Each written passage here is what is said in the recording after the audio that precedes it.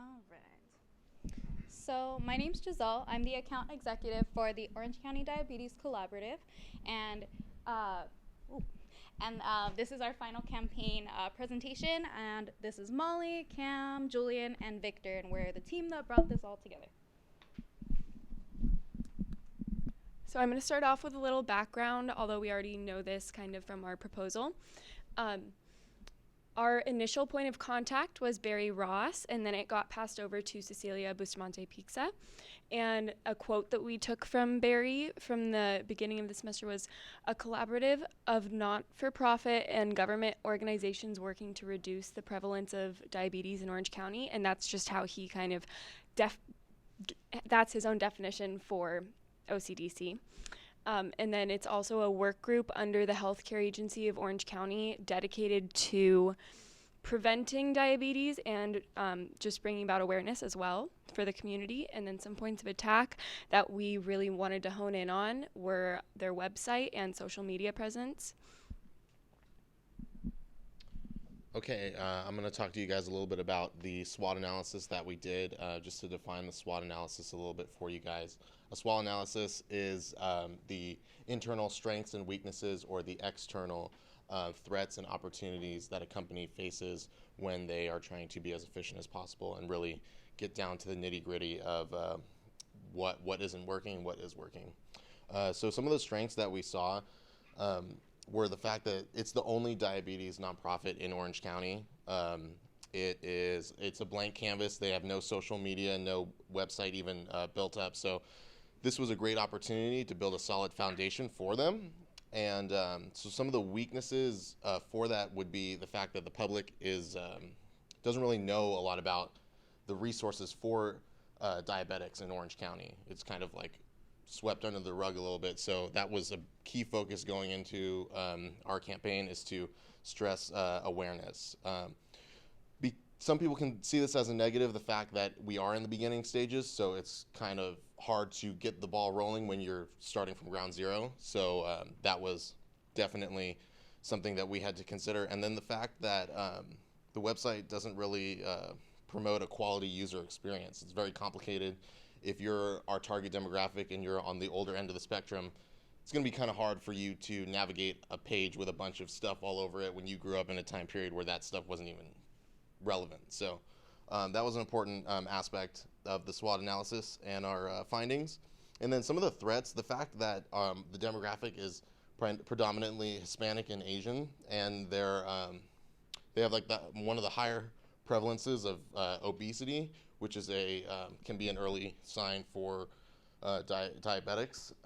And some of the opportunities were the fact that we have the opportunity to help a big group of uninsured individuals and to give them, at the very least, the knowledge to go out and help themselves and help their health needs. And then at the bottom here, I have both.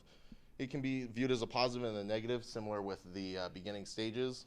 The fact that the population isn't really as receptive to social media, at least not yet, but the times are changing, and it's just part of the times that we have to kind of get up to date with what the new mediums of today are. Some of the core problems, can you go to the next one? Thank you. So core problem is just the fact that it's not easy to use. It's not easy to look up healthcare information, healthcare resources, and just be like, okay, hey, this is kind of hurting. I mean, you can go on WebMD, but there's not something specifically, an organization in this region to get all that going.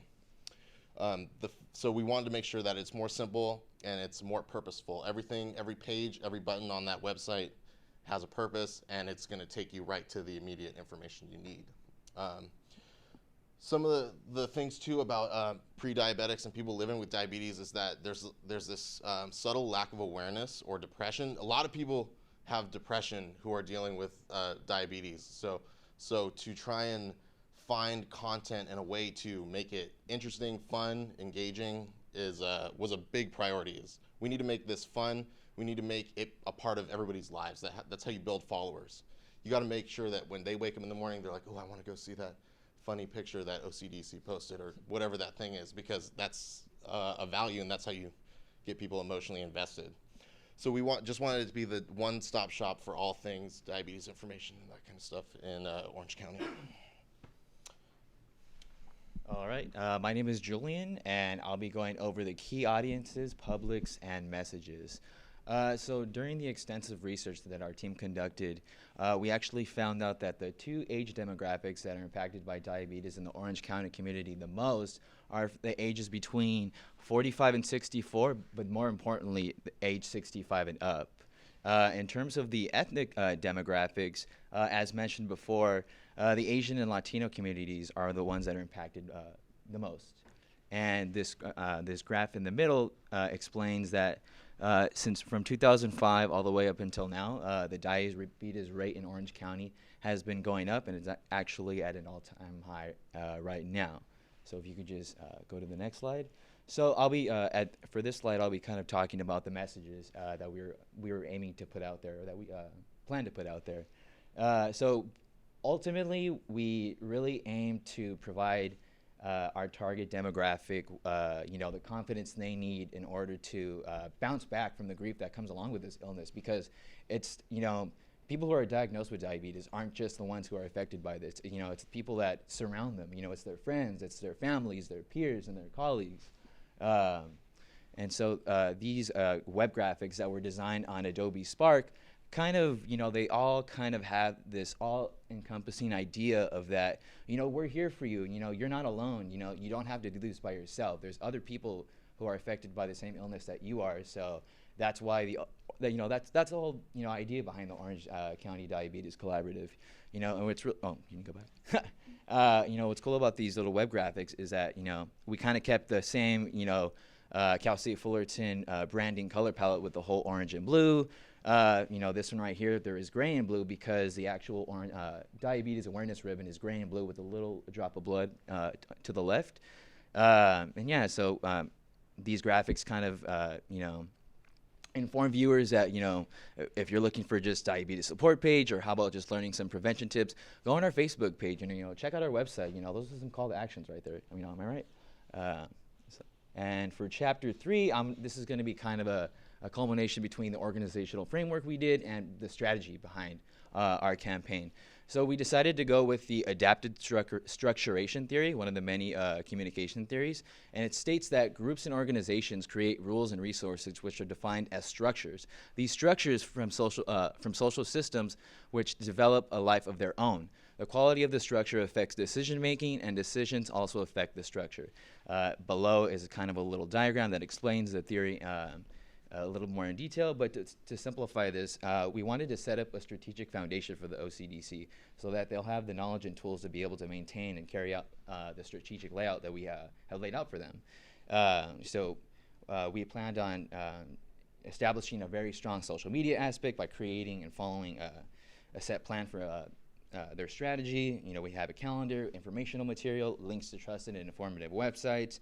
All what buckles down to is we really plan to build a relationship, with the community, disseminate information, and just ultimately generate goodwill and just totally enhance the image of the Orange County Diabetes Collaborative. And I'll be passing it on to Victor, or Giselle. Thank you. Okay, and I'm going to be going over our resources and calendar. This was the initial calendar that we created for our proposal. We made sure to incorporate some cushion time in case some of our deadlines weren't able to be met.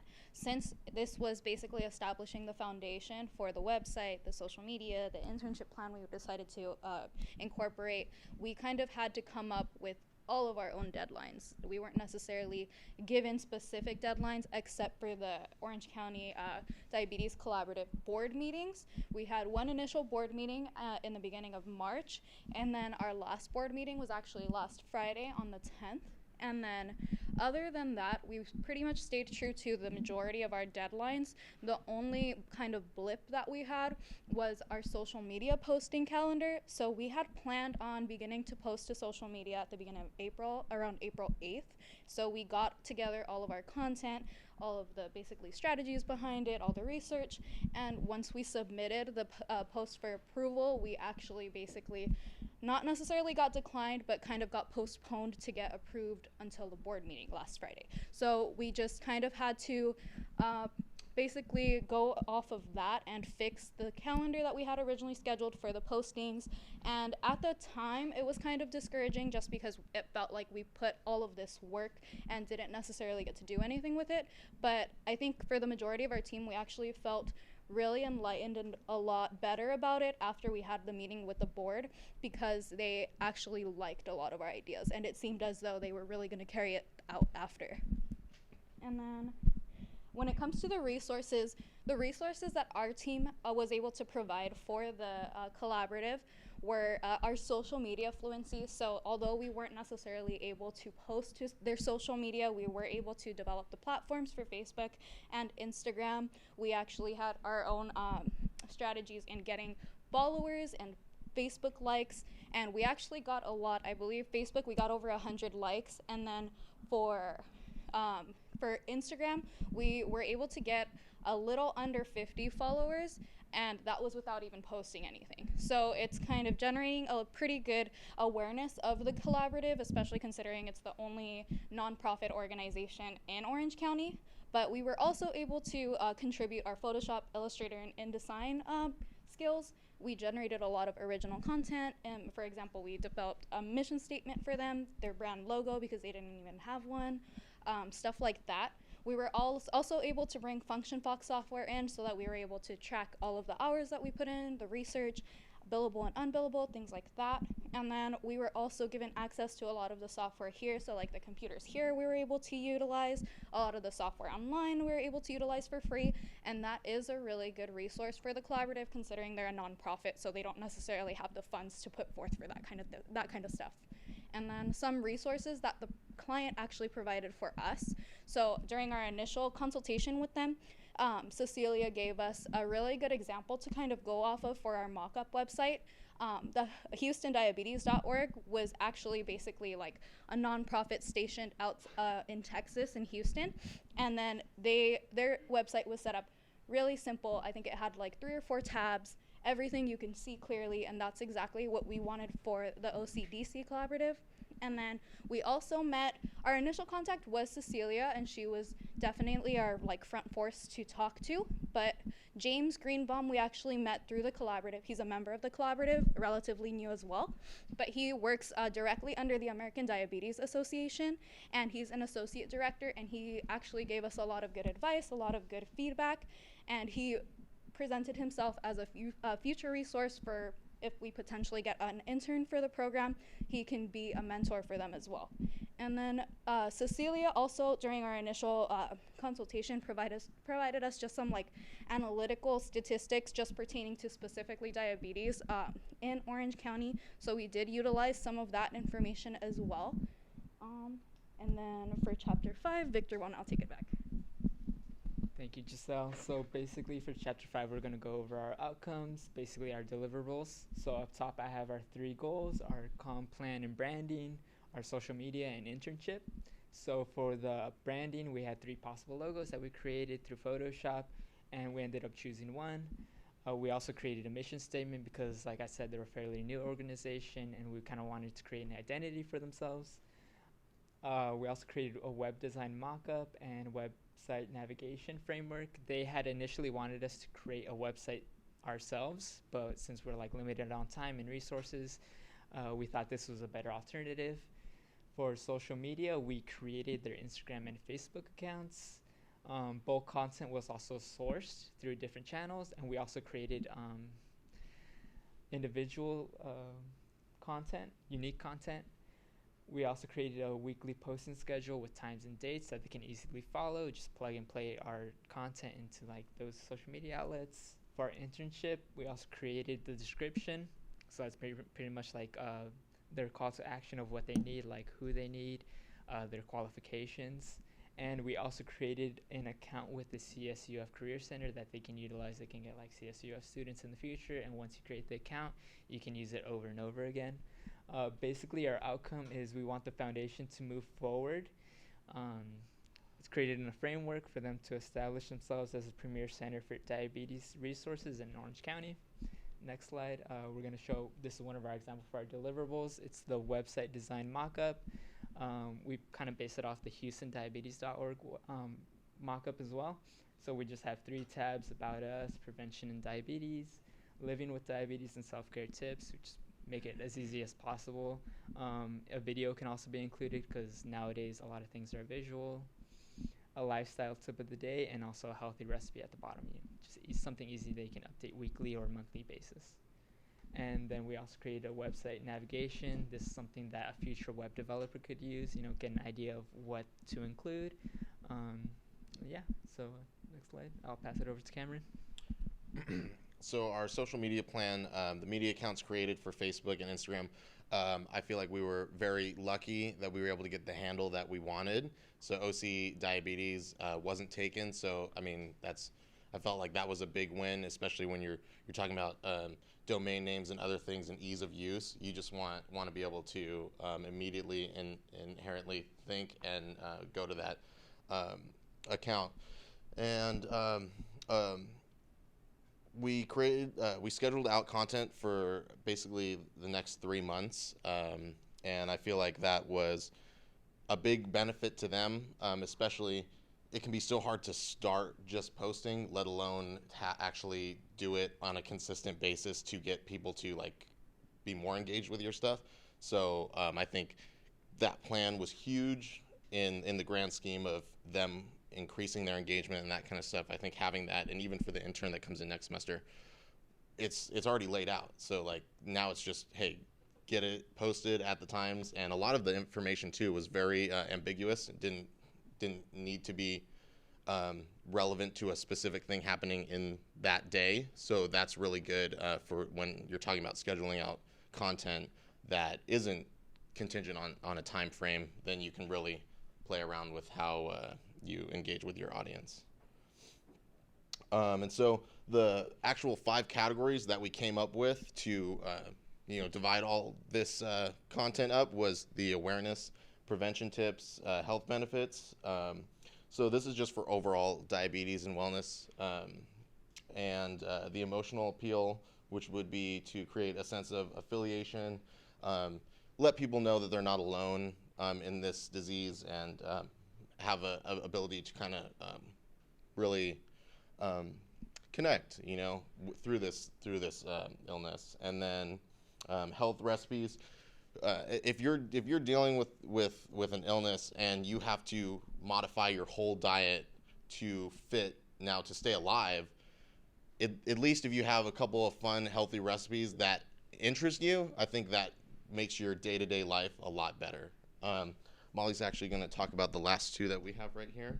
And so we also developed some memes that we just got from secondary accounts and things, just kind of providing a little comic relief. And we also used them through Instagram and Facebook stories. So the memes we figured would be less serious to post, and then we'd actually, for their news feed, we would just post real content that's more original, developed, or guiding them on the next meeting or things like that. And so memes and emotional appeal, things like that, will be used on the stories just to connect with your audience quickly, and then it can go away and it won't be on there forever. And then some original content we also produced, like I talked about, through Canva and things like that. And that's a way to connect with followers, and then that will just promote the OCDC as a whole.